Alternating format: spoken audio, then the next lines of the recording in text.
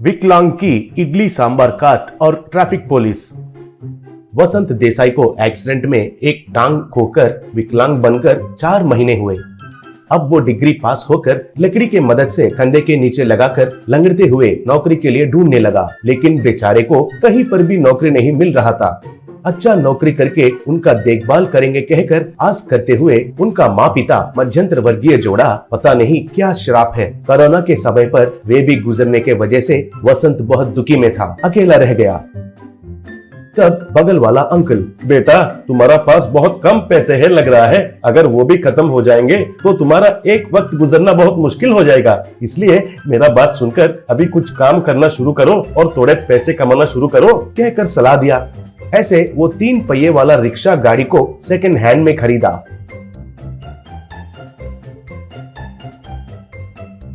बड़े बाजार के मार्केट के सेंटर में एक पेड़ के नीचे लगाकर इडली सांबार बेचना शुरू किया।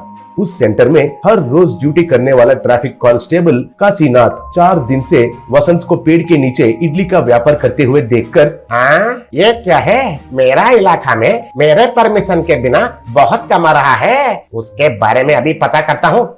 थोड़ा ट्रैफिक को संभालो रे कहकर बगल में उनका और एक कांस्टेबल से कहकर सीधा वसंत के पास जाकर, किसका बेटा हो तुम, इधर इडली बेच रहे हो, म्युनिसिपालिटी का परमिशन है क्या पूछा। तब वसंत बैठा हुआ स्टूल में से घबराते हुए उठकर गिरने वाला ही था, लेकिन गाड़ी को पकड़कर खड़ा हो गया। तब काशीनाथ, ओ लंगड़ा हो तुम कहकर इडली को सांबार में डुबाकर पूरा मुंह में रखकर, आज कितना मिला है कलेक्शन पूछा। तब वसंत को कुछ समझ में नहीं आकर, कलेक्शन कलेक्शन क्या है सर कहा। तब काशी को गुस्सा आकर, क्यों रे, कुछ भी पता नहीं जैसा बुद्धू जैसे पूछ रहे हो, कितना बिक्री किया और कितना तुम्हारा पेटी के अंदर जम गया कहकर जबरदस्ती से पैसों की पेटी में हाथ रखकर नोटों को निकालकर 550 ठीक है कहकर 300 रुपए जेब में रखकर, अब से ट्रैफिक में पकड़े गए वालों को तुम्हारा पास भेजकर पेट भर इडली खाकर जाने के लिए कहता हूँ, वही मैं उनको देने वाला सजा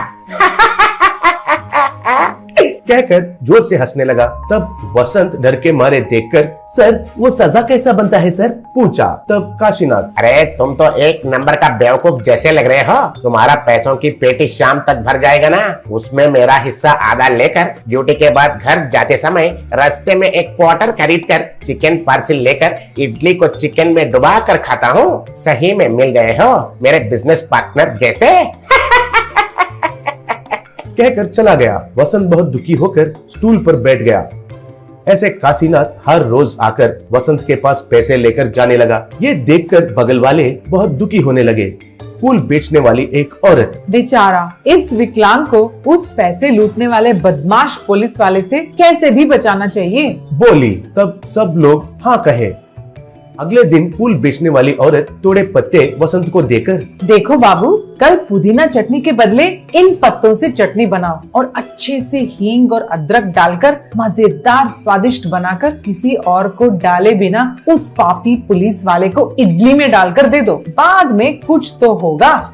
अगले दिन काशी हर दिन की तरह उधर आकर, वसंत जोर से भूख लग रहा है, अच्छा खुशबू भी आ रहा है, ये क्या है, स्पेशल चटनी है क्या कहकर उस चटनी को बहुत ज्यादा डालकर इडली के साथ खाया।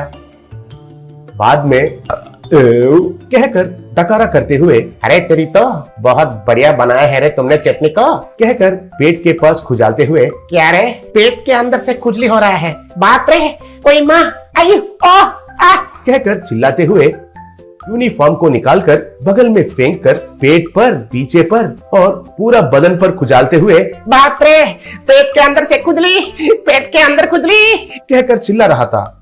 चड्डी में ही पेट के पास जाकर बदन को पेड़ पर खुजालने लगा। बाप रे कहकर चिल्ला रहा था। तभी उस तरफ जा रहा assistant commissioner of police jeep रोककर उसको देखकर, ये क्या है, आज ये तो हमारा सेंटर का ट्रैफिक पुलिस है ना, ऐसे क्यों खुजाल रहा है कहा।